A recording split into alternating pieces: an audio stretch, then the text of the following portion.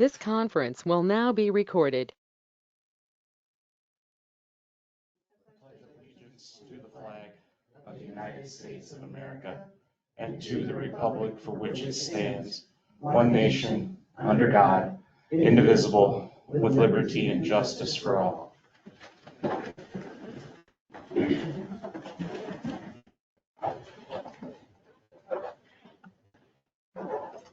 Did you go in? Yes. Good morning, everyone. Welcome to the Mitchell County Board of Supervisors meeting. Today is Tuesday, July 29th, 2025. The meeting is available by GoToMeetings as well. We have an agenda in front of us. Is there a motion to approve the agenda? I move to approve the agenda. Ann made a motion. Is there a second? Second. Mark, second. All those in favor say aye.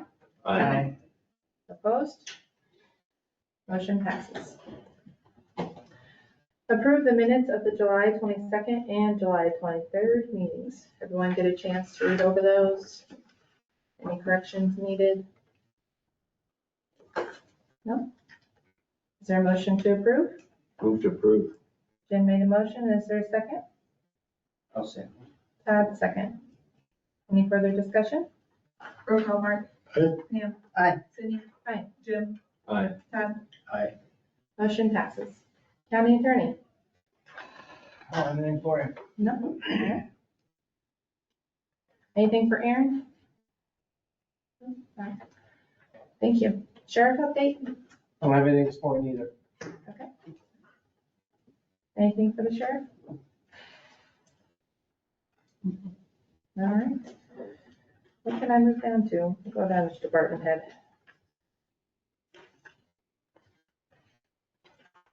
I got a couple things, department head. So we've got a meeting set up at Northern Securities for August 8th at 9:30. I'll get a hold of Heidi as far as what she exactly, to get you the agenda item, the dialogue of it. Get with you on that. So August 8th at 9:30. I've been discussing insurance with Heartland in regards to the wastewater pretreatment plant. And as a reminder, for some reason, the facility was never insured. Had Amy put together information as far as replacement costs. I sent that to Heartland. The number that we got back is annual premium of $36,379. That does not include any of the equipment that's in there. In fact, Amy does not do that when she does a assessment on any facility's equipment, it's just the building and those tanks. We'd have to get a inventory of it.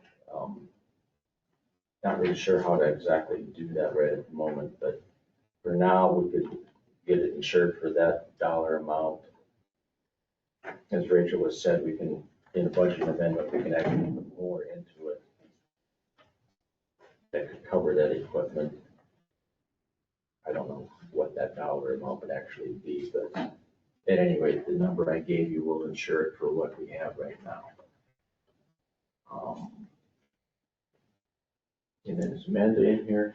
Yeah, so talk with her a little bit about solar ordinance and something we probably should maybe think about doing. It's not like we have to vote on it today, but we might want to start thinking about or getting a hold of our commission and NICOG, see what they would do as far as for that. Just start that process. So something to think about.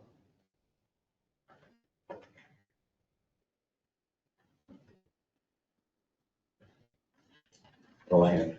Jim, I have a question on the wastewater.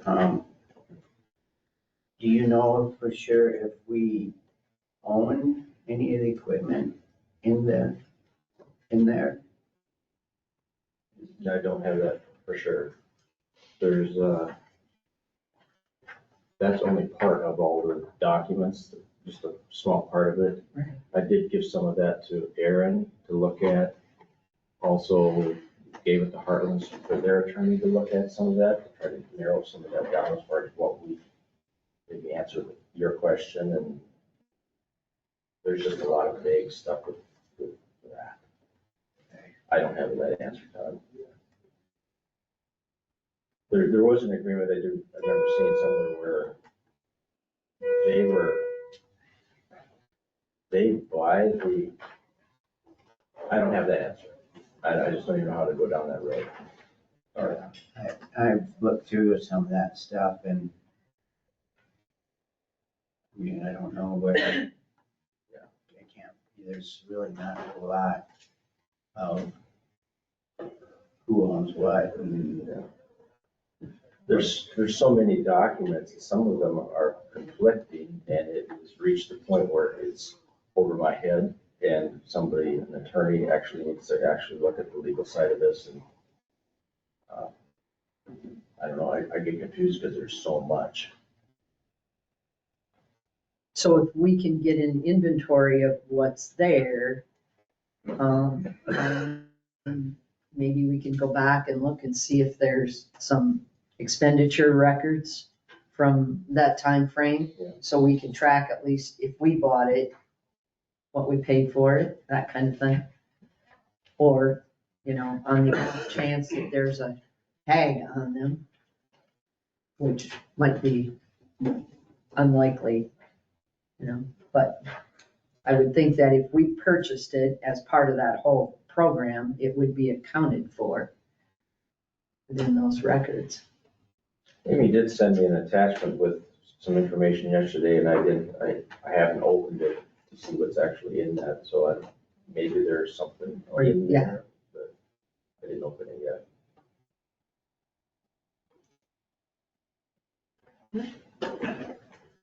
Any other department head?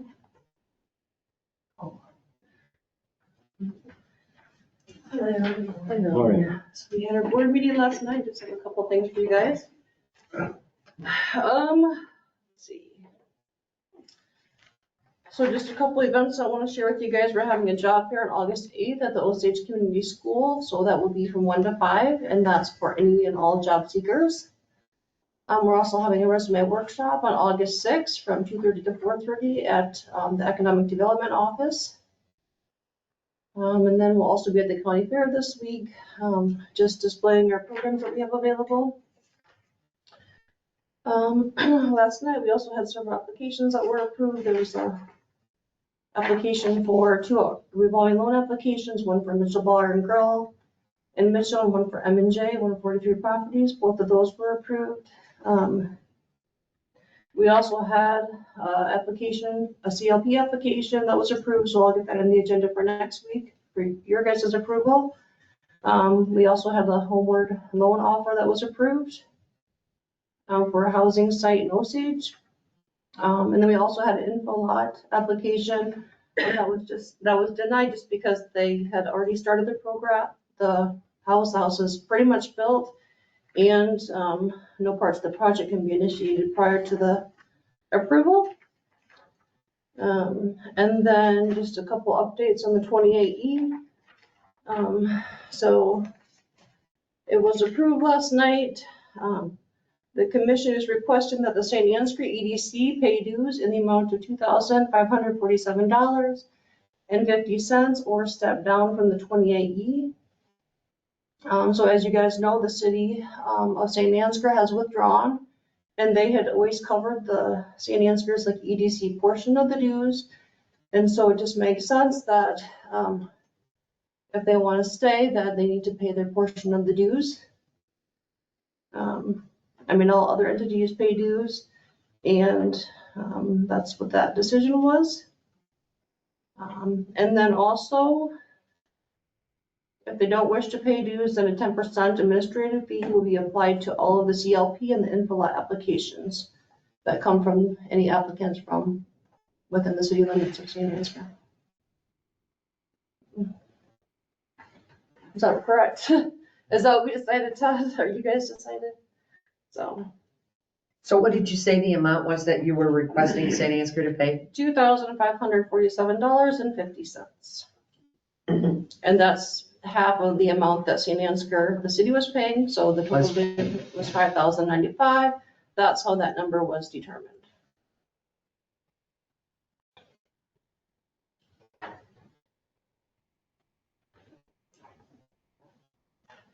Any questions about anything else? All right, Thank you much. Thank you. Any other department head? County engineer? Come up and stay up. Yes, ma'am. Couple updates. We have, what's that? We have a lot on here. More administrative for you guys. I'm gonna work on that Stacyville water line agreement. I know that I just talked with Attorney Murphy about that, so I'm gonna try to get that squared away for those. I know he wants to get putting that line in here in the next, I don't know, few weeks. We just got notification last week. They don't give us a whole lot of time for this, but there's another grant opportunity. They call it BIP. And, I forgot to print out what BIP is, Bridge Improvement Program or whatever. Yeah. Well, We'll call it. so, I've got to go through our list of bridges and find out. It would be really nice if we had the bridges, they have to be in poor condition. And a lot of our bigger bridges aren't qualified for yet, but they are limited in what we can do as far as crossing. So I'm gonna go through our list, but I've got to have this stuff to the grants committee by Wednesday. Now, they're not sure they're gonna sponsor a grant.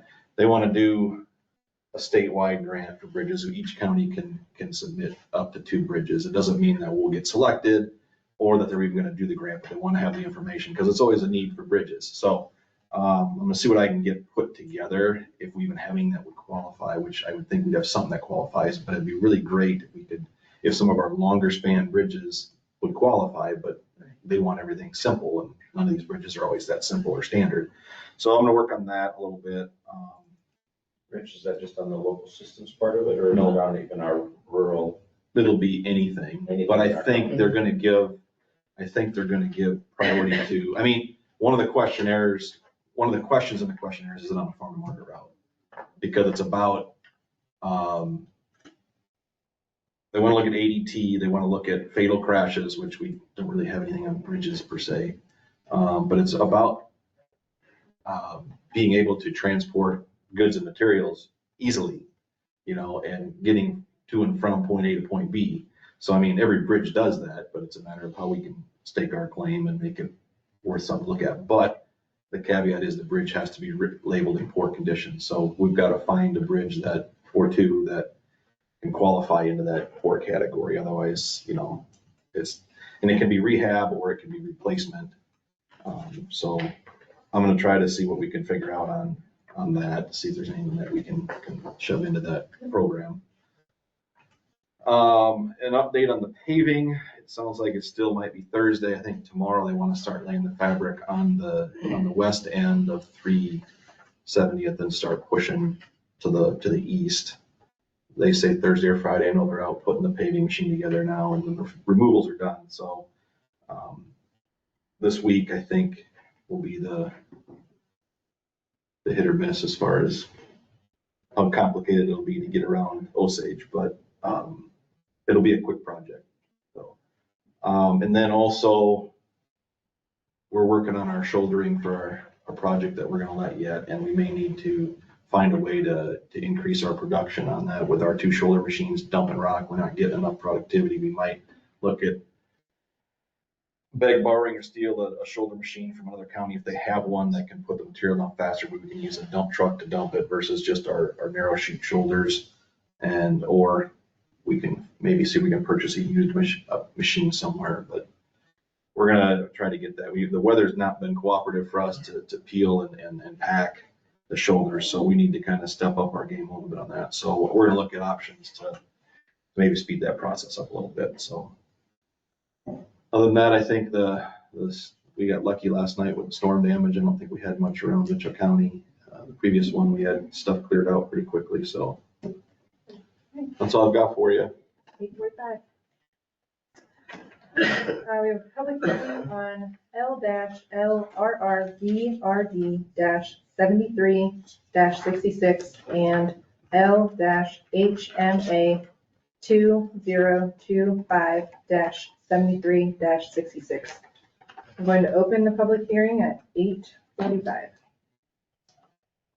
And give you guys a quick summary too. The projects are simple, 3-inch overlays on those existing roads, and the L-HMA 2025 is paving a wider stretch for some larger shoulders, some larger pavement. River Road, we can't make wider. There's just not enough room for that. So simple overlay projects, but we've got to get the shouldering stuff done. So Any oral or written comments?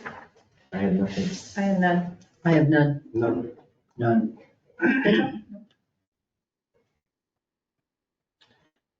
Any discussion from the board? Engineer made comments? Any public comments?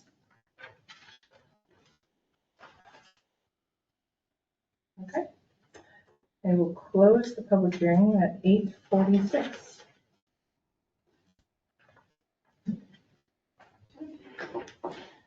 So we have a resolution approving plan and specifications for L-LRRBRD-73-66 and L-HMA 2025-73-66.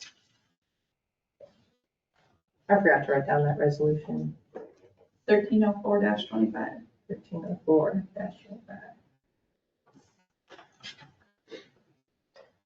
Is there a motion to approve? I'll make a motion. Great. Mark made a motion. Is there a second? The second. Pam, second. Any further discussion? Roll call, Todd, Aye. Jim, Aye. Sydney, Aye. Pam. Aye. Motion passes.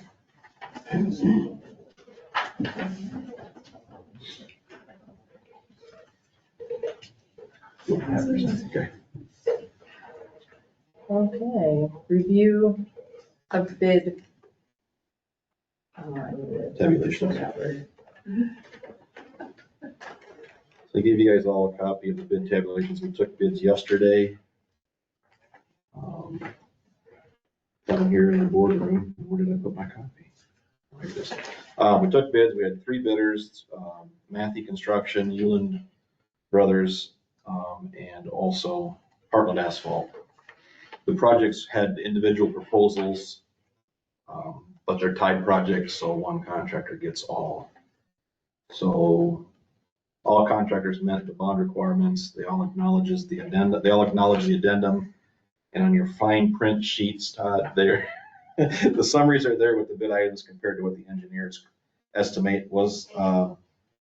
All contractors were under the engineer's estimate. The lowest bidder, apparent bidder, was Euland Brothers with a total bid of $1,497,534.70, which was about 89% less than the engineer's estimate.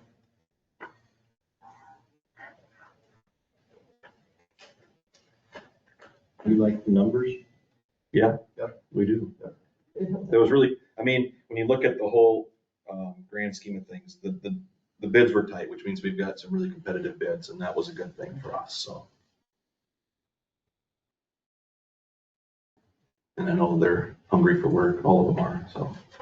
Asphalt and concrete, or does that? Yeah, they're all struggling right now, but I think right now, certain contractors in the asphalt side are really looking for work. Okay. So that's a review of the bid tabulations. All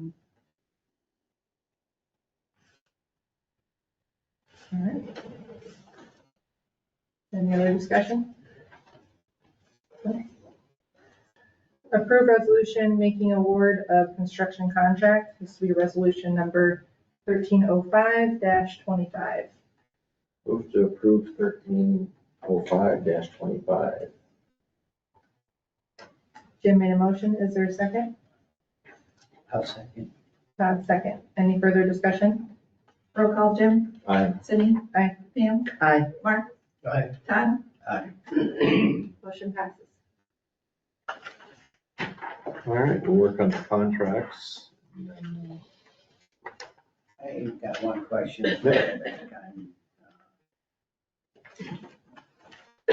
Your update. Yep. So how bad a shape is T-38 for that grant? Yeah, see, that's the thing I've got to look at. I did find the printout. So the goal of the bridge investment program, not improvement, but it's an investment, is to improve bridge condition and safety, efficiency and reliability for the movement of people and freight over bridges. They must be on the NBI, which they are, and they must be in poor condition. Those are the caveats, is that they have to be on the NBI and they be in poor condition. And I don't know if there are members of that bridge that rated in poor condition. That bridge hasn't showed up in any of the other the grants committee surveys the SIMS program, which all of our NBI bridges are in. I know I'm talking acronyms that probably mean nothing to you guys, but it's the SIMS is our inventory of our bridges that are 20 feet or longer and are on a federal registry. And right now, whenever they get a NOFO, which is a notice of funding opportunity from the federal government, they query the bridges that could qualify. They have to be poor condition and they need to be kind of a simple bridge. Last time, I think we had 4 bridges on the list on the last NOFO, but 2 of them had been done already and we submitted the other 2. So until we get another bridge inspection, which will be this winter, I think is when the next one is, nothing has changed in those. So I don't know if we'll have a bridge that meets those qualifications. However, we did have the bridge, I think it was down by Stillwater on the curve there, that qualified for one program but didn't qualify for another. So that's one that we can probably look at because that one's narrow, it's old. But as far as T-38, I'm gonna have to look at that a little closer and find out, because I know, we've got it restricted now to 1 truck only based on the fact that it can't take these standard loads with 2 trucks on the bridge, much less now that they've added a 12% for the all systems permit. That it's probably hasn't changed the posting, but it's restricting, traffic. So I've got to find out whether that one qualifies first, if it's even in rated poor condition. And then if it's not, we can't put it in there. So the other caveat, if we want to fix that bridge, we've got to look at other funding options. If we want to do it sooner rather than later, and we can wait till it hits poor condition, which means it's going to have more postings probably before it does hit the poor condition, which limits the traffic to, or we find a local funding opportunity to fix that bridges. And that's not the only bridge. I mean, I think all of our Cedar River bridges are getting close to that point where they're going to need some sort of an update in order to carry these 12% loads and everything else beyond that. They're not getting, obviously bridges aren't getting younger, and neither are we, but It would just be interesting to see that Floyd County's redoing that portion south there. If that will pick up, because I'm sure they all talk and they're probably going around that because it is so rough. But if that gets fixed, well, we all of a sudden start getting traffic from the north. Now, North 7th Street will be fixed from the Stacyville, Minneapolis coming down. We'll go all the way through to the avenue. right. If that will change. Well, That stretch is fixed. and if people aren't looking at, okay, T-30 is a great route to get to the avenue. And if you're coming from the west, there's another 2 opportunities to get on the avenue from North Spring, or, from the west, that if they don't want to take 218 and 9 all the way to Floyd, T-38 is another option, and it's a detour option that the state uses quite a bit because it's just the closer option. But yeah, sooner or later, it won't be able to. I mean, for vehicular traffic, for cars, it'll be fine, but for tractor trailers and larger loads, it's probably have to find another detour route for those vehicles. So, I mean, we can do so much with what we've got, but yeah, it's got to qualify in poor condition. Thank you. All right, anything else? No. All right, thank you. Thank you. Okay, we have approved ISAC's voting resolution, and this resolution will be 1306-25.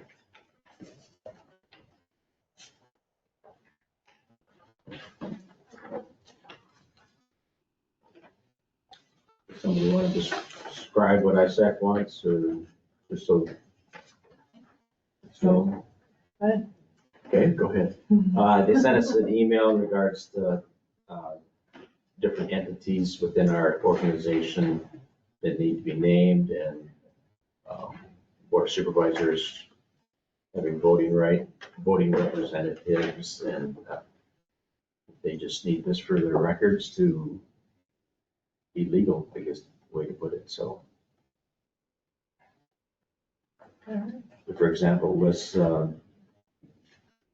Sheriff Beaver is the sheriff, Aaron Murphy is the county attorney, Rachel is the auditor, Shannon,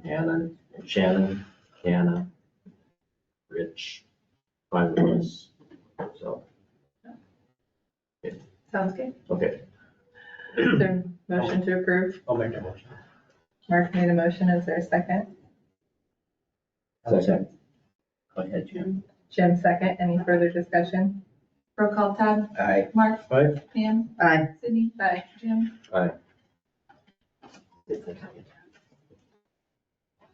Okay. Number 12, set public hearing for fiscal year 26 budget amendment.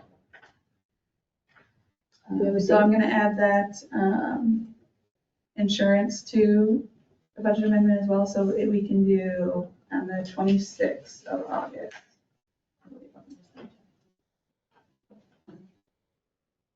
We can do 26th, if you wanna do 9 AM, is typically what we've done in the past. August 26th at 9 a.m.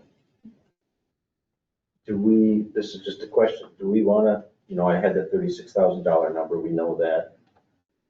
Do we wanna put 40 in there so that we know we It's up have to you guys. those things covered? I'll ask the board, ask Aaron, honestly don't know if that's what we wanna do or not. You said it doesn't hurt to be in there. Right, to have a little bit more. I'm good with it if you guys are. I heard my name, but you guys Well, talk so soft, and okay. I don't hear. So Heartland gave us a dollar amount of 36,000 and some change for our annual premium to insure the buildings and the tanks at the wastewater pretreatment plant. But that does not cover any of the equipment that's there in regards to pumps and gas lines and boilers, that type of thing.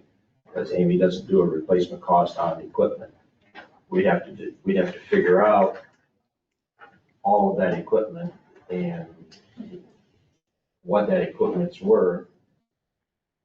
So do we for now go with the 36,000 and some change for what we know, or do we put in 40,000 in overage amount? So when we maybe know that number, we're in the ballpark. I don't know. I would go probably with a little higher number, give yourself a little leeway. Because I think you do probably want that coverage in place ASAP, at least for what you know of, and then get that schedule put together and forward that to them, yeah. I would, Let's go with 40. I would probably budget a little more, yeah. Yeah, I think I all right. would, just because it's probably gonna cost a little more, but. All right. Okay, is there a motion? I will move to approve to set the public hearing date for the fiscal 26 budget amendment at August 26th. Is that what you said? Yeah. At what time? 9. 9. Thank you for holding my hand through that. I appreciate that. Jim made a motion. Is there a second? I second it. Pam, second. Any further discussion? Roll call, Pam, Aye. Todd, Aye. Mark, Aye. Jim, Aye. Sydney. Motion passes. All right, number 13, consideration of resolution setting a public hearing for consideration of ordinance entitled, an ordinance enacting a new right-of-way control ordinance to regulate certain occupancies and uses of county right-of-way. Pam, put this on? Yes. So, I think a few weeks back, we talked that there were some questions to be answered, and Rich is still here. I've got his letter that he sent out. I'll just highlight a few things and then maybe let Rich reflect. He spoke with Tim Whipple on Thursday, July 17th. They discussed many of the questions that were raised. And he being Tim Whipple, the attorney, addresses that the first part of the ordinance explains what the Code of Iowa already charges the county to be responsible for with respect to the right of way, keeping it free from obstructions, which the county has done with a reasonable approach, and permitting any work that takes place in the right of way. And he discusses that we have a utility permit in place allowing for public utilities. And this ordinance does not change how we handle those situations. They are already code.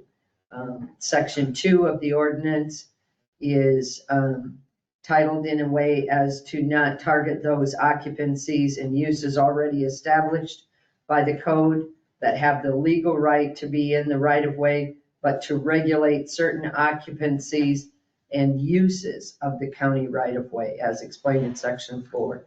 And section 4A and B of the ordinance explains why the county wants to establish the policy and procedures for managing the right of way and use by private industry or third parties for their facilities and permitting work. It goes on to talk about section 8 defines when the ordinance applies. It does not apply again to public utilities. And section 9 explains that private occupancy is prohibited without a right of way occupancy. And it talks about section 10 and chapter 13. While the Iowa code gives the IUC primary authority over routing pipelines, it gives the county the power to authorize and permit these pipelines in a right of way. The IUC, prior to approvals by other authorities, approvals and any restrictions, conditions, or relocations of existing facilities are required to be filed with the commission prior to the grant of the permit. And it talks about that this allows the county to set restrictions on placements of pipelines in the public right of way in order to protect our infrastructure. Without the ordinance, the county does not have any guidelines other than state statutes and are subject to wherever a private utility wants to put their facility. The ordinance brings the county and the private entity together to discuss right-of-way crossings and establish requirements. We need these in order for the county to be able to keep safe distances from our infrastructure for construction and maintenance. He did ask about the ingress egress and stated we can leave that wording as is and consider enforcing the limitations on commercial and residential locations, granting waivers for standard field entrances on a case-by-case basis. This ordinance does not affect anything we are currently doing with driveway permits, utility permits for public entities, and managing obstructions in the right-of-way. However, it allows the county to set guidance to place private facilities in an effort to protect our infrastructure and not hinder future improvement to the infrastructure, as well as being reimbursed public tax dollars spent for personnel to review and analyze the permits. And that was Rich sent to all of us after his conversation with Tim Whipple. I did have a quick conversation with Tim, and he said he thought he had thoroughly explained everything. The ordinance is in good shape and good to go. And he said that if he needed to Zoom on a Zoom meeting for the public hearing, he would do that. He was gone this week on vacation, so he wasn't able to zoom in on this week's meeting. So I move that we consider the resolution and an ordinance enacting a new right-of-way control ordinance to regulate certain occupancies and uses of the right-of-way that we set a public hearing on August 19th. I'll second that. Pam made a motion. Mark second. Did we answer everyone's, Todd, did we answer any questions that you had, or did that explanation recap help, or do you still have more questions? Do you still have more questions? Well, I have a question on, and I didn't have time yesterday. I tried to look into it, but isn't this something that we kind of already voted on and voted, I think it was 3-2, that we weren't gonna do anything with the county right away? Correct. It was voted down a few weeks ago, and the feedback was there were still questions to be answered. So at that time, we requested that any questions you have be directed to Rich. And I think Jim did that for any questions that he had. I don't know if anybody else sent him questions, but Rich then communicated with Tim Whipple, the attorney, to answer all the questions that we had. Did that answer your questions, Jim, that you had, this recap? Before Jim, I guess I'm Oh, not go ahead. done yet. Oh, I'm sorry. Because I think if something like that is voted on, the ones, like the 3 that voted it down are the ones that have to bring it back to the table, aren't we? It was, if you voted it down that day and then the person asked for it to be back on that day for the next meeting, they could not do that. Since it's been 3 weeks. 3 weeks. It is in the code, it states anyone can bring it back. It is only a period of how many of that day, or, yeah, that's how I read it in the Robert's rules. You can't bring it back the Because same. I asked the same question when Right. it was asked to be on the agenda. I made sure I did my due diligence as chairperson to make sure that was the way it should be, because I asked the same question, that it should have been one of the 3 that no. And Aaron did say that was correct. Thank you. So is, Jim? yeah, so is this the same ordinance as what we had? I mean, was anything Yes. changed? No, Was anything changed in the? no, he reviewed everything with Rich. I'll Keep make, in mind that not everybody understands attorney jargon, and not everybody understands engineering jargon. This is an engineer talking to an attorney, trying to interpret how things work, but I think it makes sense to my simple mind, and in that regard, and I know that some of those offsets, Jim, you had questions on, but if we put something in now next to a short span bridge and we need to put a new bridge in later, most likely these bridges get longer than what the standard was back in the 50s and 40s when they were put in, so we need more room. And we don't want to have an issue with utilities that are crossing, that if we widen the bridge, we're now going to be encroaching towards that utility. So that's why some of those offsets are there. Same with any sort of intersections or anything of that nature. So I know you had some questions on some offset distances, and they were just seemed based on stopping site distances and whatnot, or what we feel as engineers we can work with, as long as they're set back far enough away, we can still do improvements to our current infrastructure in the future without having to worry about being too close to these other utilities. I did forward the State of Iowa Utilities Commission. There was a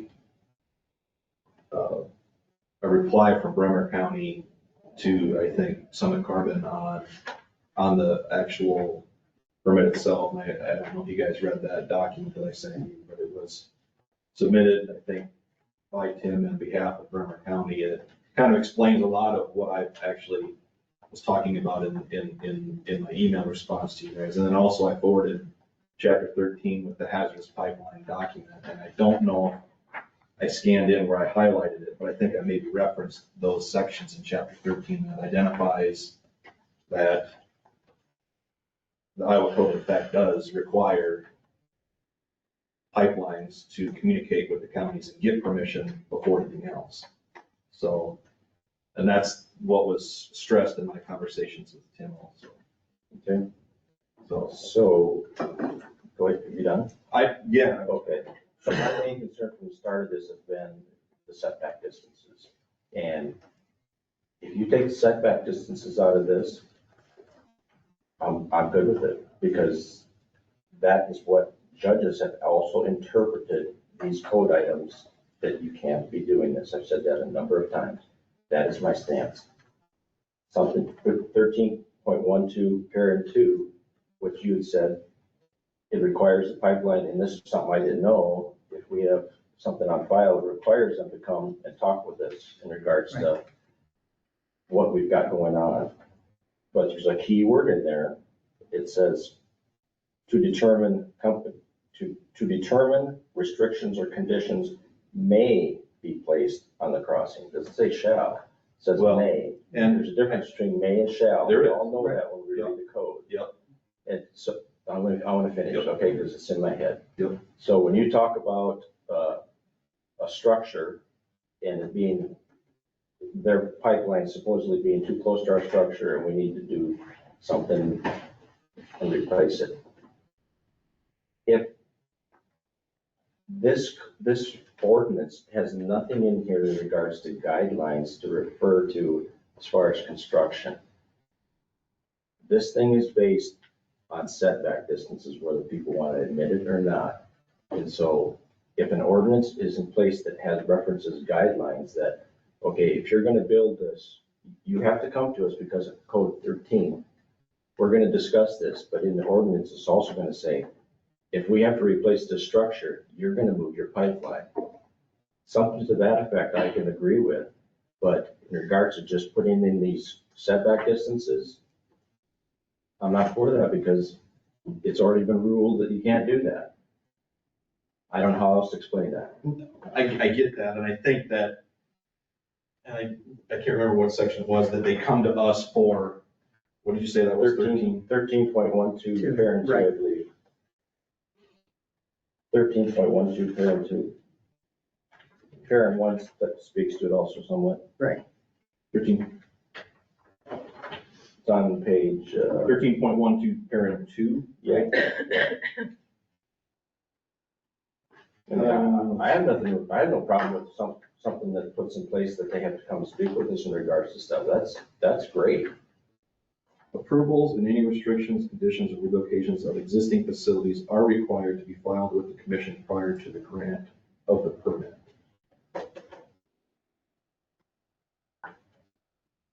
I mean, even if it's, so maybe I can help a little bit there. They have to, if I understood Tim correctly, they have to go to the IUC to lay out their path first. At first, it has to get approved by the IUC. And then the IUC requires that they come to the county. If we don't have anything in place, then what have we got to protect our infrastructure? No fees, no,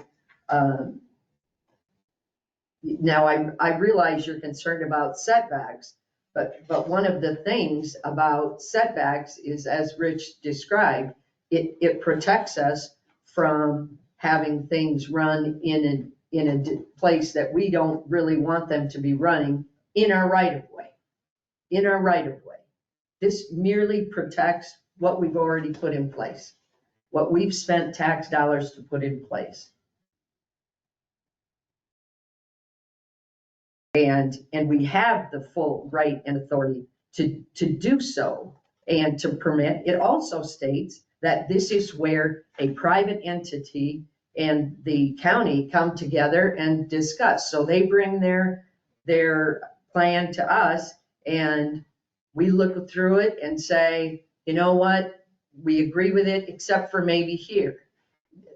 And that has always been the case. So I That's think- nothing I new. think That that, has been the case with Rich and everything we've done in the past. We've always had those discussions with anybody. Right, that's right. doing anything. But there's no ordinance within our county right now to protect us from someone, any private entity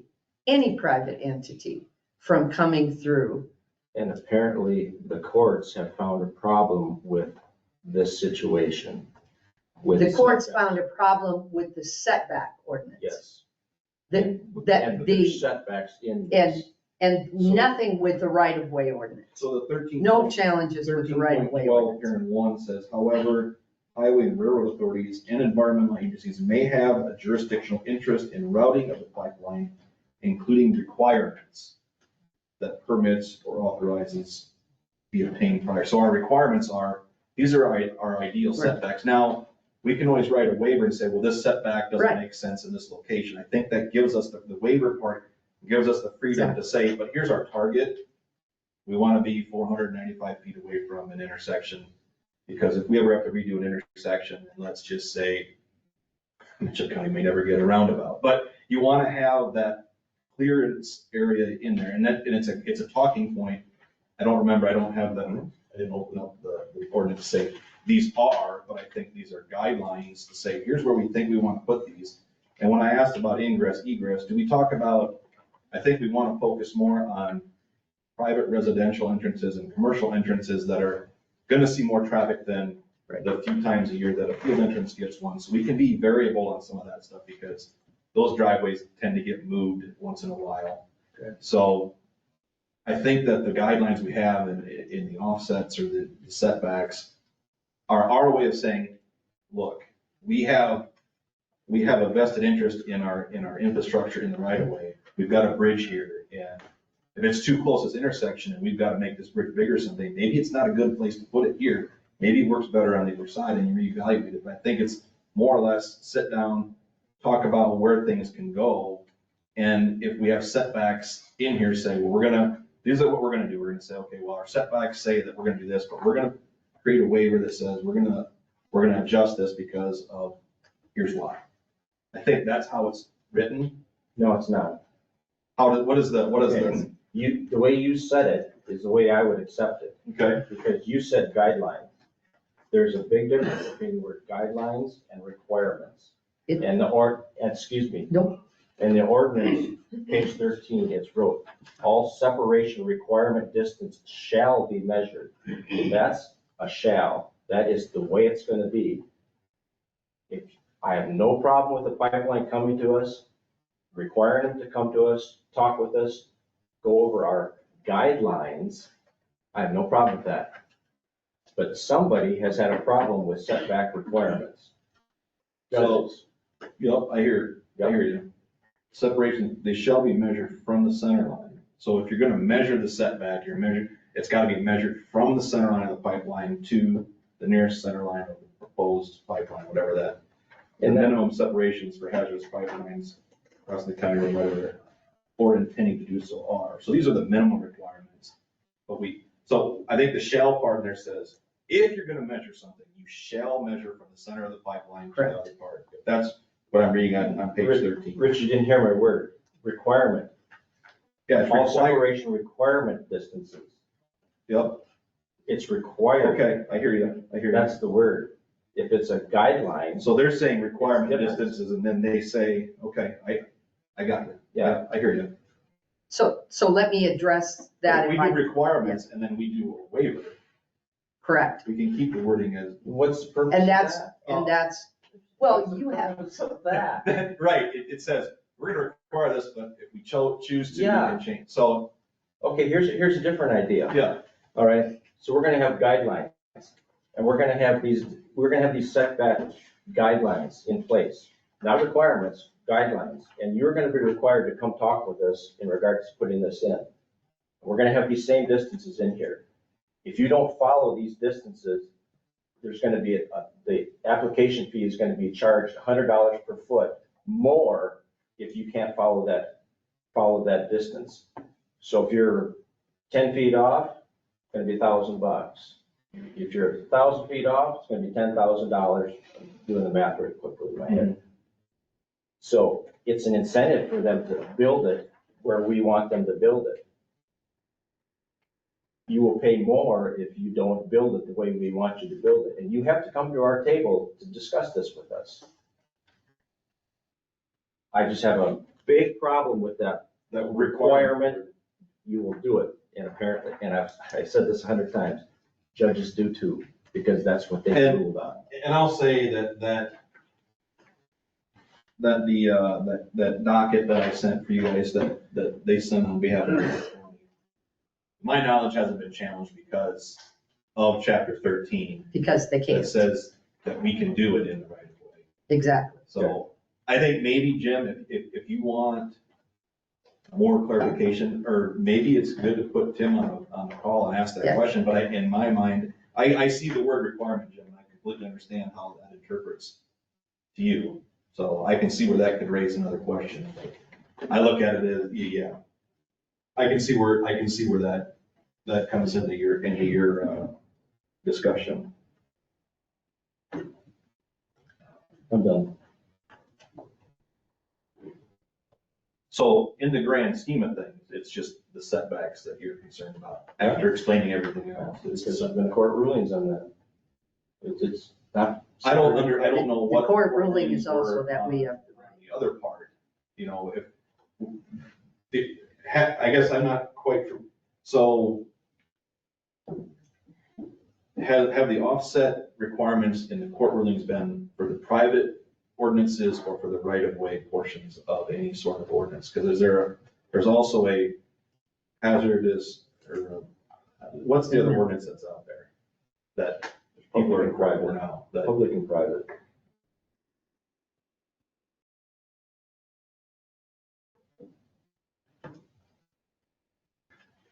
Can I ask a question? I just wonder, I'm not gonna question Tim Whipple's expertise, because I think he's got it on this, but I just wonder, what's he said about his opinion on what would happen if this were challenged? Or is he given? he,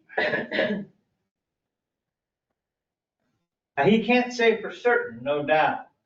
he told me that it hasn't been challenged yet. Could it be? I suppose it could be, but everything he feels, the way it's written based on chapter 13, that the reason it hasn't been challenged yet is because chapter 13 says this is what the counties can do. That's the interpretation I get from him. And that's what I want, because I think that's a part maybe people need to think about. So if the word was, So if he, that's, because like I said, I was just asking the question, because I hadn't heard anybody say, what does he think the validity of this is if it gets challenged? Because you have to assume that it will. Now, maybe it won't. I don't know. I'm a cynic. I think everybody's gonna fight about everything. But I was just wondering what he thought if he'd said. That means he's right.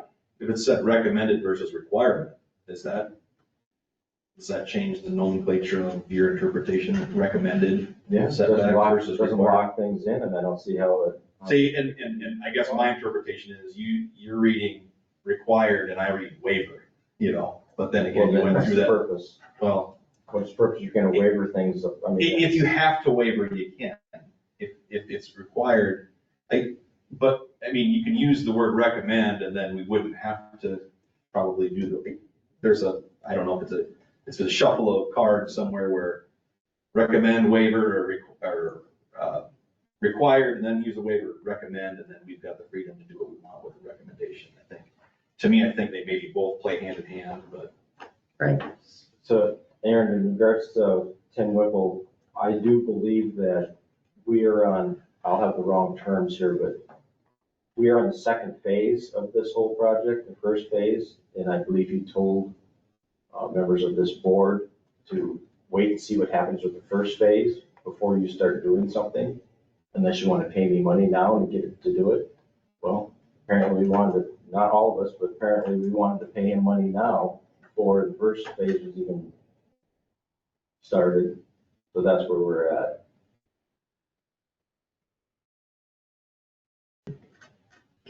Madam Chair. Sorry. So in response to your comment, Jim, about the first phase versus the second phase, that was more directly related to CO2 setback ordinances. Okay. This is a right-of-way ordinance. So there's nothing with the phases on a right-of-way ordinance because Iowa code states that we have the authority to regulate our right-of-way. Yeah. It's a county He did given. say, he said if you did anything, the right of way would be the way to go. Okay. Right. Not, yes. Right, and we're not doing anything. If we fix that, could that be fixed before? Can we make, never mind. Yeah, nothing's been, Can it be fixed before the public hearing? Or- sure, I mean, Sure. what you would do, Address it. We haven't, I know. what you would do, here's what I would suggest, just for organizational purposes. These kind of meetings are great, because they're good policy discussions. You could do like you're doing, or have a work session, of course, they're gonna be public, but I think it would be best try and get the language sorted out, finalized. And I mean that loose because it's like, well, you can't exactly find, I mean, that's the whole point of this process is public, you can't, so I don't mean it in that context, but I don't think, there's probably no point in setting it for a public hearing and so forth if there's gonna be changes. Because if it's gonna be changed, I mean, I guess you could set it for public hearing and change it in the meantime, but you probably couldn't change it after that. Could we set the public hearing for, not, for like a week later than what we would normally set? That way it would give us enough time to change a little bit of the verbiage and then get it to Rachel to be public, to publicize. Yeah, I mean, because the resolution, public notice doesn't, I don't have that in front of me, but Rachel, that doesn't say, does that say copies are available of, you've got, I mean, I I have it drafted in front it. of me. No, it doesn't say available, but I just have it available.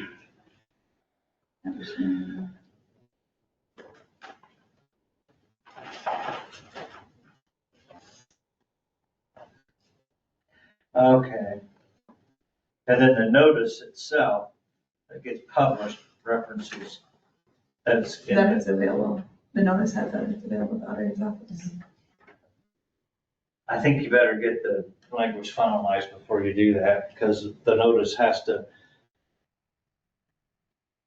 if you pass that resolution, and then Rachel publishes notice, the notice says, because it has to say, there's copies available in the auditor's office. Well, if what we're gonna do is gonna be different than what she's gonna have, I don't think you wanna go down there.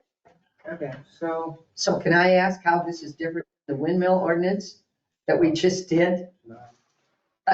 Where we changed multiple things, 8 or 10 of them, and That was, I mean, I'm not trying to take sides here, I'm just. no, I'm just asking how that's, I get where you're. how that's The different. wind ordinance,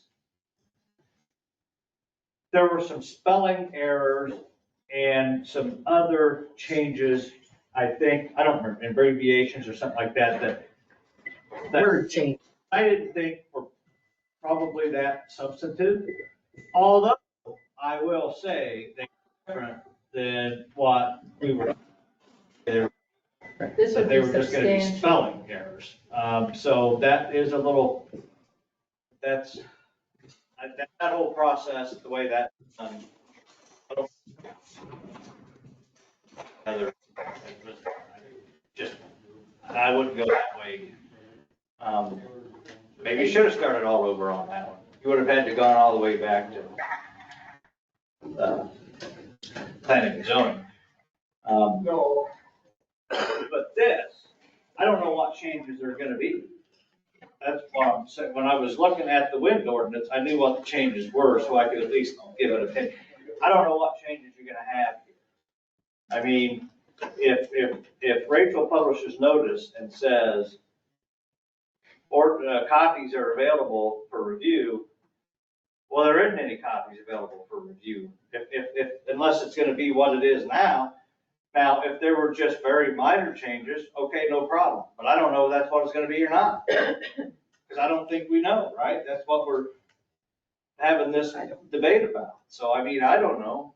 That's the difference, is I don't know what kind of changes we're talking about here. But it sounds like we could be talking about some pretty substantive.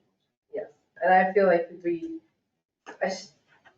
I stated yesterday, we should have had a workshop meeting before putting this on the agenda for approval, and I still feel that way.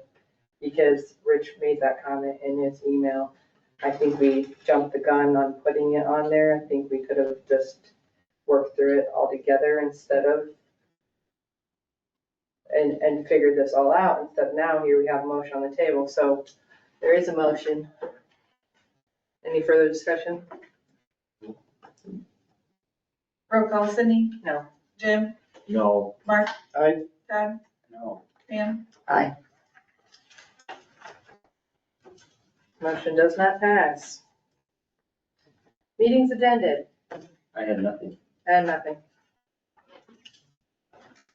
I attended the phone training session that was put on with the public health on how to operate the new phones. Sounds like they will be hopefully in place and operable by the middle of August over there in public health, if all goes well.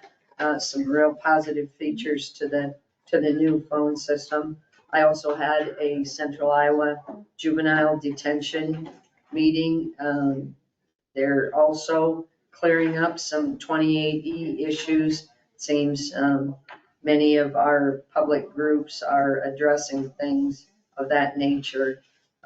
We ended the fiscal year with our revenue down just a bit, and our expenses were down as well, so it kind of washed.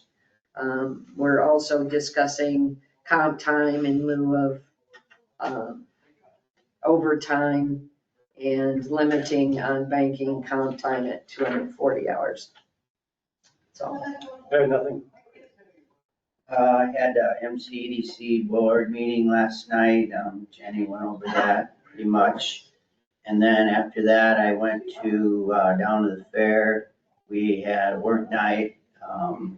Just a reminder, starting Wednesday, the fair through Saturday.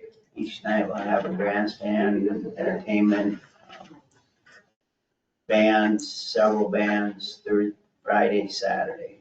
I think there's one Thursday. And free carnivals. And a free carnival, correct. There are record numbers in, I'm not sure the categories that it's in, whether it's beef, swine, if there's a lot of animals gonna be down. Your building looks good as far as all the pins in there and stuff. Are they happy with the way it's set up, or any comments on that? Yeah, it's, first of all, a week ago or 2 weeks ago, when it was a huge asset, because they moved Friday night out into it. So they started early that week and posted that rain or shine, and they ended up having it in the building. It's a trial and error. We moved there's a lot of space there for the chickens, and we moved all those cages and everything over there last night. But yeah, they'll be asking the public and the people that are putting on in the showroom what to do different after the fair. So. And lots of food available. Yeah. With some, That's good, good. Public Okay. comments?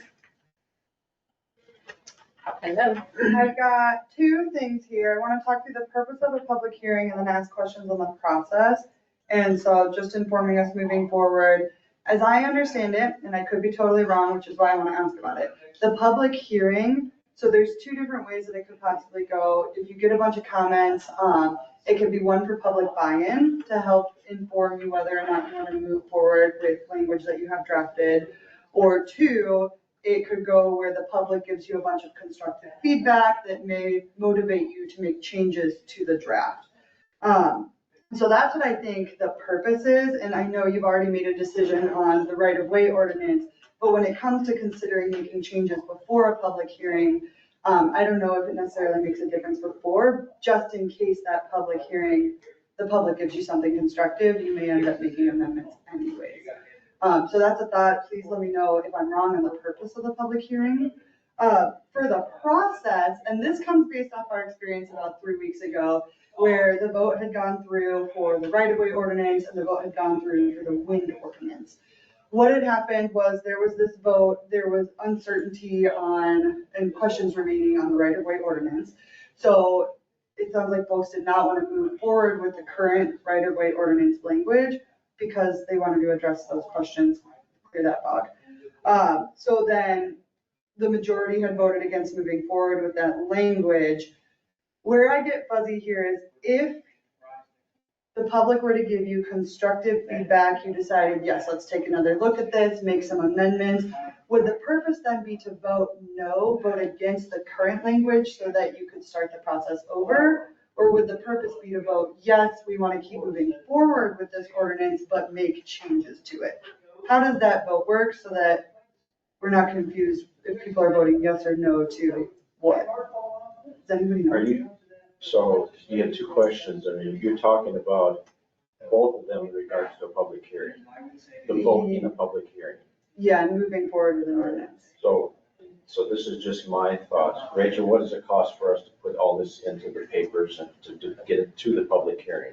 So the public hearing is pretty cheap because it's a small one, like, Yeah. I don't know if I want to say 30 to 50 bucks, Okay. most probably. The full ordinance that was just published for like the press news was over $1,700. Okay, so to me, I don't want to go to a public hearing. I don't want to be paying that amount each time just to experiment where we're at. I want to know pretty much what we're going to be doing before we get to the public hearing. And then if there's a bunch of public comment in regards to, that's what the public hearing is for the public to come say, we like what you're doing, or no, you need to stop. This is totally bad for the county or whatever. And then that's when the board would vote. Well, So it's not These to are make very- amendments. these are very good ideas. God, and I just maybe consider not to do this. But I don't want to be paying money each time to try to get to that vote.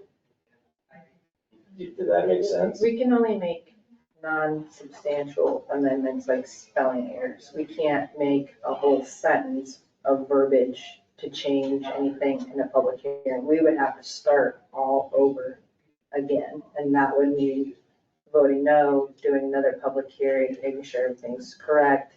So again, that's the process. So if there's something in there like a spelling error or a comma misplaced or something like that, we could change that, but we cannot change big paragraphs. So what does our current right-of-way ordinance say?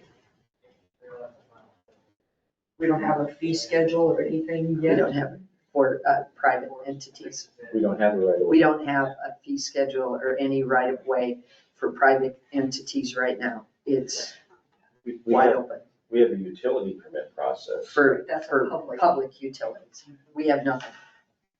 And that's, Well, no, that's for public utilities and then, public tile line- utilities. It's not tile for lines private. that go across the road, that type of thing. It's not for private. Okay, All right. any other public comments? Keith? I did.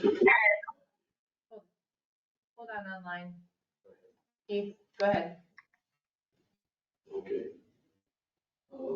Decision was made by the Mitchell County EDC last night that you did not accept St. Ansgar exiting 2080. Is that what this is about? You're demanding that we be part of the EDC?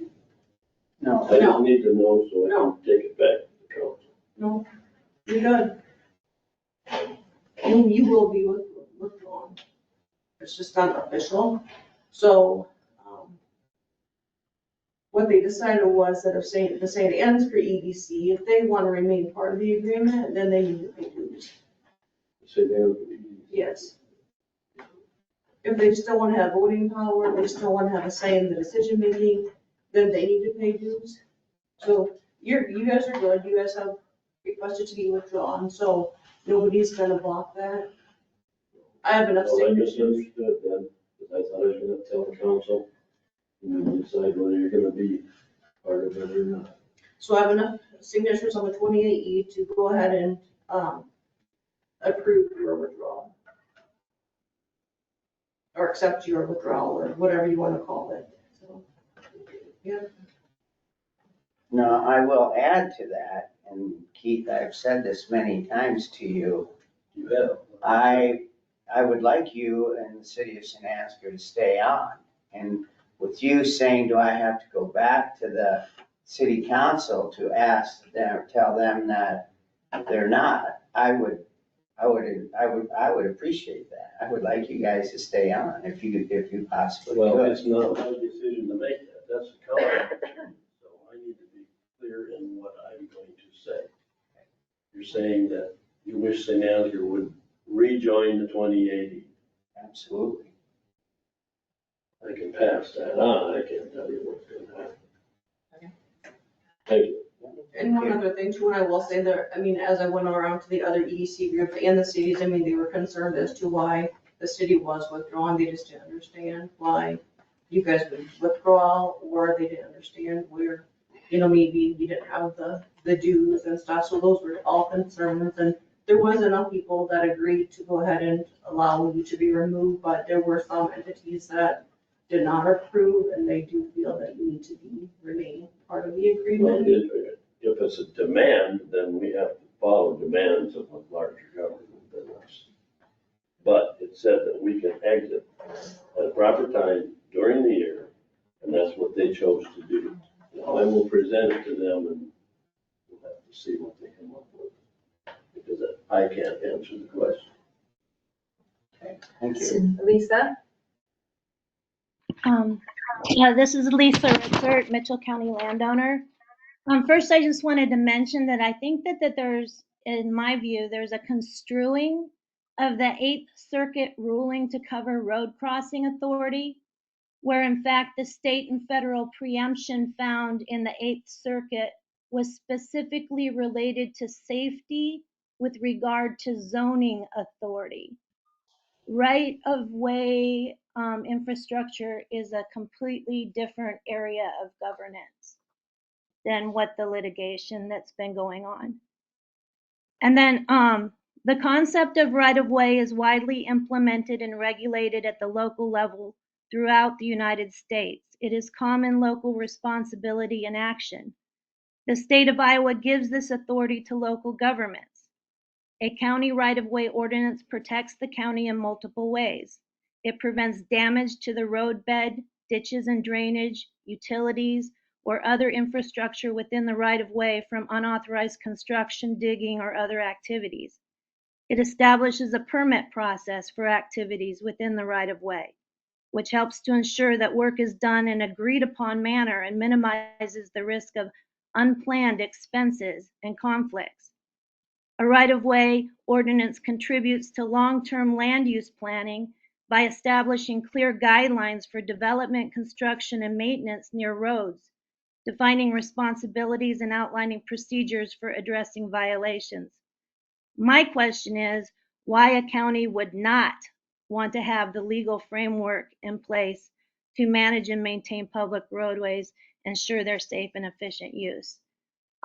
Just to finalize, the last thing was I think when you're talking about guidelines or requirements, one of them can be legally have consequences. There's a clear delineated way to progress, and there's consequences to that.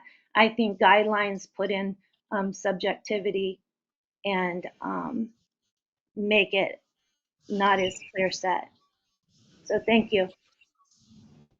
So to speak to what you just said, there's a couple different items in there, and this topic comes up a number of times, how we need to protect our right of way. In this ordinance, there are no references to how to build something. When we do when we do projects within the county, we reference something that's called standard road plans, which the DOT has put together and has a template. This is how you build it. This is what you will do. This does not reference anything in regards to how it will be built. This just references that you need to get a permit and that you have required setback distances. That's what this does. The DOT also has, I believe it's a 70 or 90 page guideline book that they use for their own right-of-ways that people can reference, contractors can reference when something is being done in the right-of-way. So there's a difference when people say that we need to protect our right-of-way. I'm all for that, but don't do it on some document and pin it on some document that references nothing in regards to how to build it. So if I can just make one last comment, the questions that you had were directed to Rich, supposedly. Rich came back with all of the comments from Tim Whipple. And I know for a fact that nobody other than myself responded to Rich. If you had additional, or Sydney, if you had additional questions or concerns, I think that then you should have responded to Rich so that he could follow up with Tim and get the answers to those questions. I spoke with Rich. So. I spoke with Rich. All right, any more public comments? We'll adjourn the meeting at 9:47.